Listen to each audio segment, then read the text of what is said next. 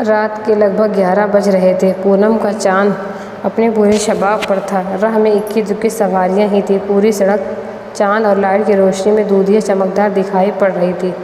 मैं और मेरे पति लॉन्ग ड्राइव पर अक्सर ही बारिश के मौसम का मज़ा लेने निकल पड़ते हैं। हालांकि तब बारिश नहीं हो रही थी, फिर भी कभी-कभी ठंडी हवाएं हमें छूकर कानों में धीरे से कुछ कह जाती और बस हमारा मन बन जाता है शेर का। कार में हम पुराने गानों का मज़ा ले रहे थे।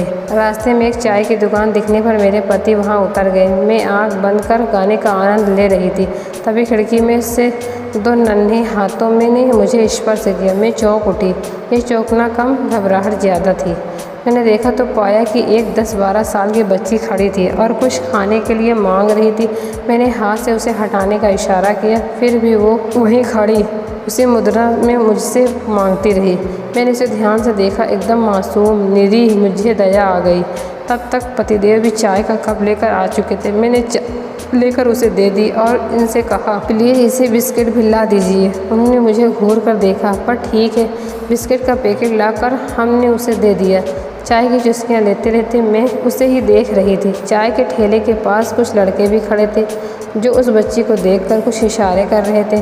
तभी अचानक मुझे पेपर में पढ़ी सारी न्यूज़ याद आने लगी, जिसमें छोटे बच्चों के साथ क्या क्या होता है। कुछ सोचकर मेरा मन घबरा उठा।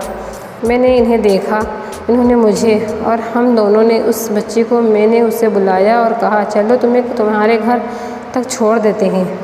उसने कुछ भी नहीं कहा, बस टुकुर टुकुर हमें देखती रही। मैंने कार का दरवाज़ा खोला, उसे अंदर बिठाया। वो सकुचाते हुए थोड़ी सी जगह में बैठ गई। पता नहीं कैसे मेरे हाथ उसके सर पर चले गए, पर मैं उसका सर सहलाने लगी। वो खामोशी से सर झुकाए बैठी थी। जब हम घर पहुँचे तो रात काफ़ी हो चुकी थी। मैंने उसे मेरी बेटी के रूम में सोने की जगह दे दी। दूसरे दिन जब सुबह हुई तो रात की बात मैं लगभग भूल चुकी थी। जैसे ही मैं किचन में चाय बनाने के लिए गई, मैंने देखा वो चाय बना चुकी थी, मेरे और अपने लिए भी। उसने जैसे ही चाय का कप मेरी ओर बढ़ाया, मेरे होंठों पर मुस्कुराहट आ गई। वो भी मुस्कुरा उठी अपनी नई ज़िंदगी की शुरुआत पर।